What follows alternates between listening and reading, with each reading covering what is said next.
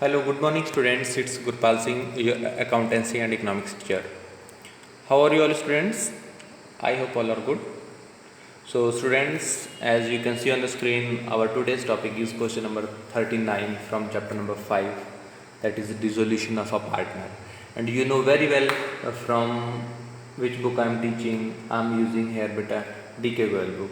So if you are having DK Goel book, then you can open your book as well as take a copy pen. If you are not having book, then there is no problem. I will show you question on the screen. So before starting, first of all, ping your SR number in the comment box.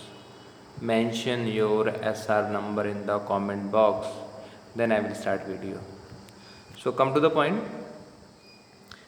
Question number 39. Question is Angad, Raman and Harshit were partners. Who were partners? Angad, Raman and Harshit. Okay. And they were sharing profits equally. There is no sharing ratio. So next, pass journal entries for the following.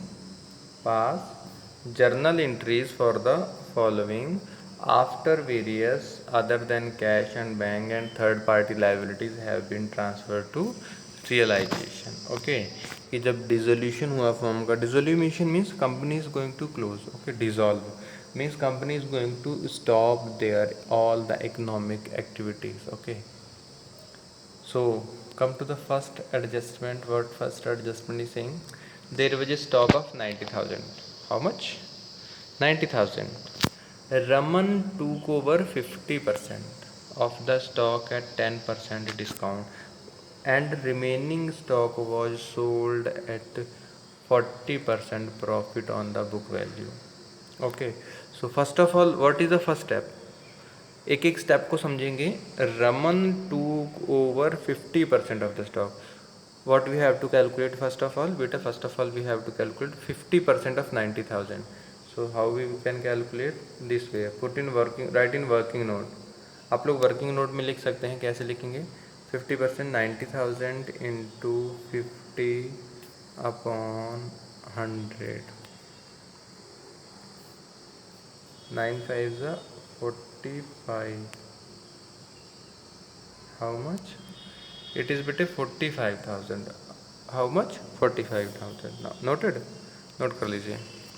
so here the 50% value of stock is beta 45,000 and it is sold at 10% discount. तो इसका 10% निकाल लेंगे अब. how much will be its 10%? 0 0 0.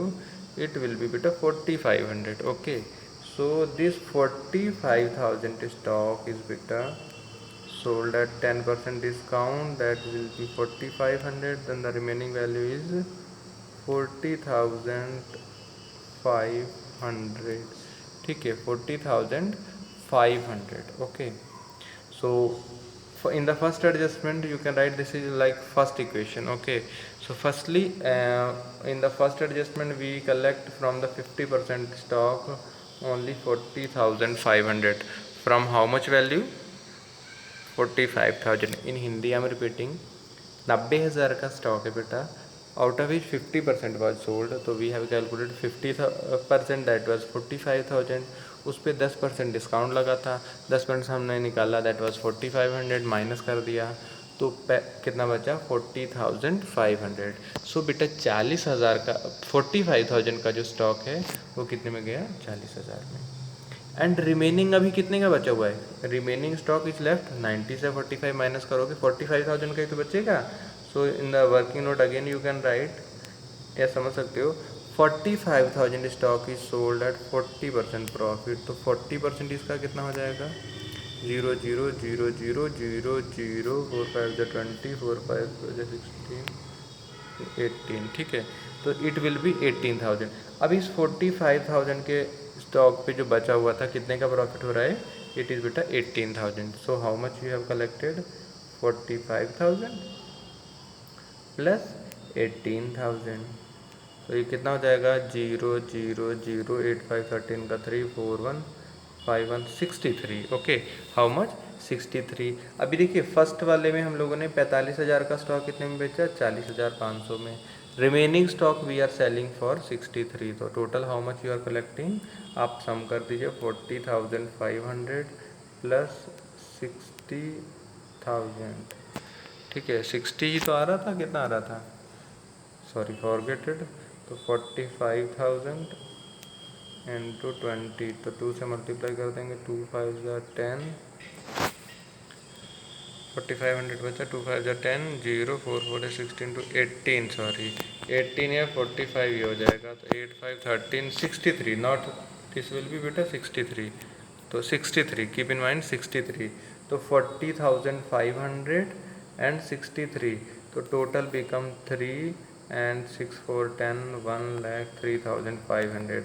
तो you can here check कि this 90,000 stock was sold by the company for 1,03,500। Okay, so हमने 2 steps में बेटा वैल्यू कैलकुलेट करनी है।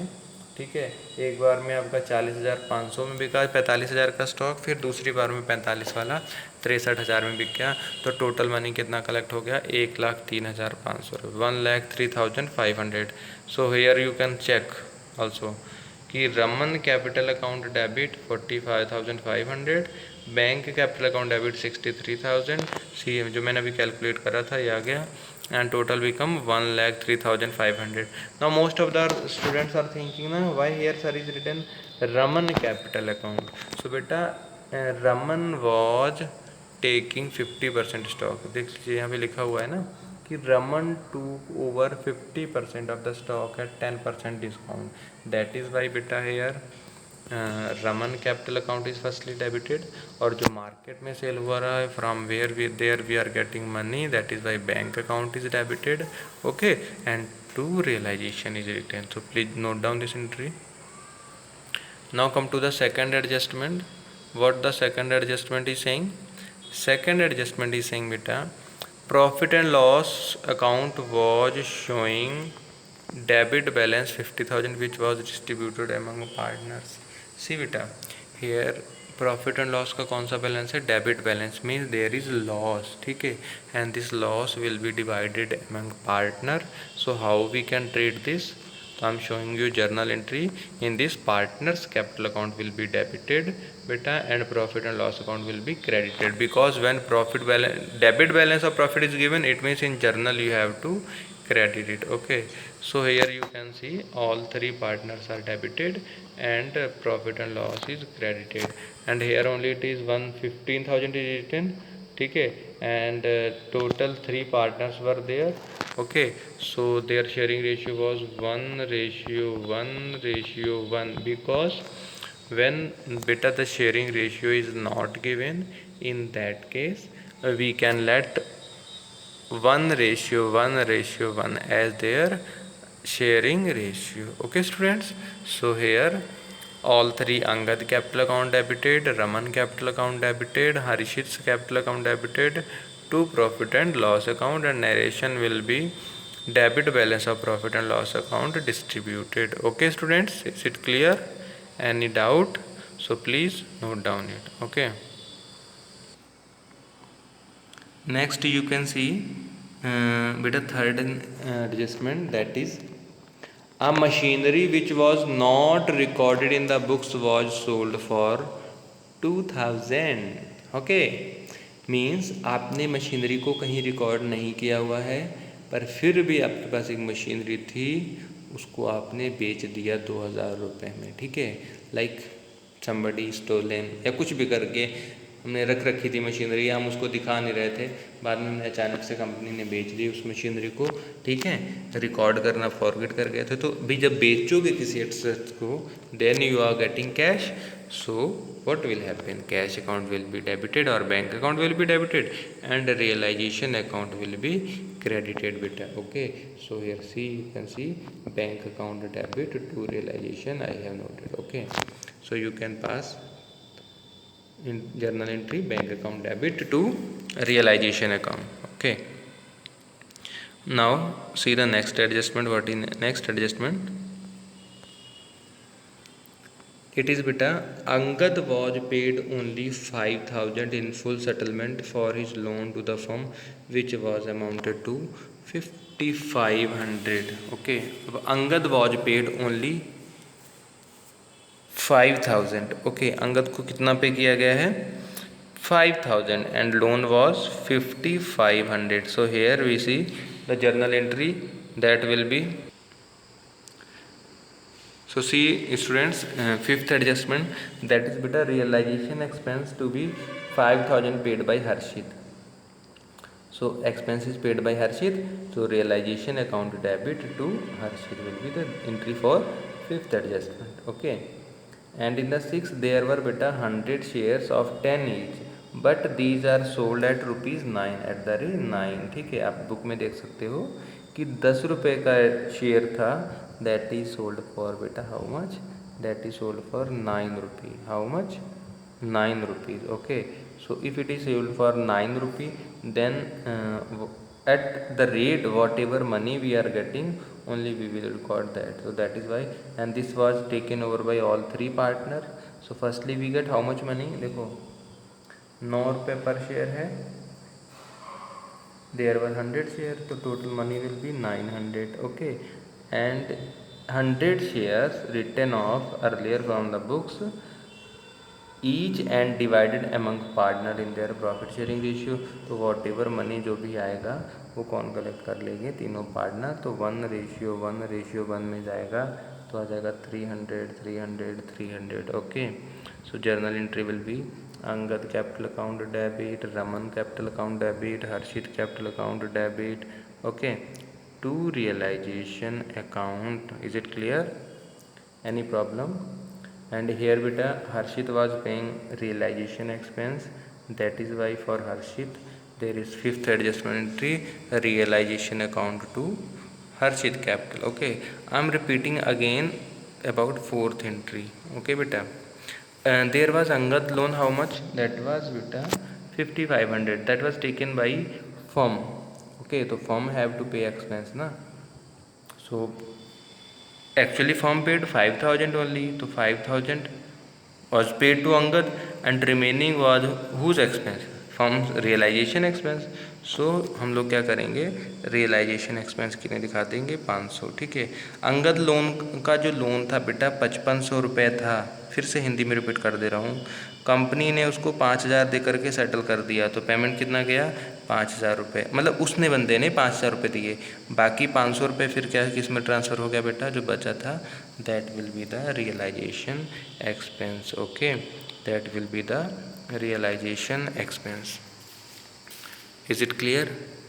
And here you know very well why I am dividing it in the second adjustment. फिर से repeat कर दूँ कि there was a profit and loss of 15,000. How much?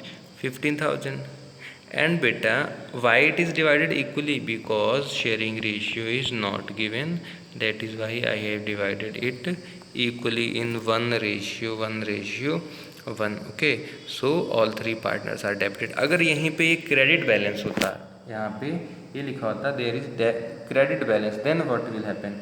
In that case क्या होता? पी और and L account debit means profit and loss account debit to Angad capital account, to Raman capital account, to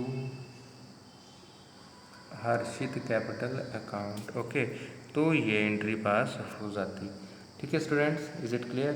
and now I am want to take detailed explanation about the unrecorded machinery sold. See students, unrecorded machinery अगर आप बेच रहे हो, last question में भी हम लोगों ने करा था कि अगर बेटा उसकी एस्टिमेटेड वैल्यू कितनी भी मान ले रहे हैं, मान लो कार है मेरे पास, for example we can take I have a car and I am expecting its value become 1 lakh. मैं उसकी वैल्यू कितनी मान रहा हूँ? 1 लाख रुपये. But whenever I sold that car in the market, then I collected only 50,000. तब मेरे पास मात्र 50,000 रुपये मिलता है मुझे. मैं उसकी एस्टिमेट वैल्यू कितनी लगा रहा था? 1 लाख रुपये. So students, actually how much I am getting, मेरे पास कैश कितना आ रहा है, वही तो मेरे बैंक अकाउंट को अफेक्ट करेगा. तो same condition is applied hair students. Machineries market expecting value was 5,000, कि मैं मान रहा था भाई कोई हम जब सेल पे कोई ऑब्जेक्ट को लगाते हैं तो उसके लिए मांगने को मांग लेते 5 लाख रुपए, आपके लिए 1 लाख छोड़ देंगे, 4 लाख में बेच देंगे, ठीक है। तो देने वाला 3.5 लाख रुपए दे के चला जाता है एक कार की वैल्यू। तो वो क्या है, एक्सपेक्टेड वैल्यू मीन्स मांग इतनी रहे हैं, एक्चुअल में हमें इतना मिला। तो only useful is fruitful, what will be fruitful, the money which is collected by you. Okay, so is it clear? I think all the things are clear now. So thank you students for watching this video. Bye bye, take care.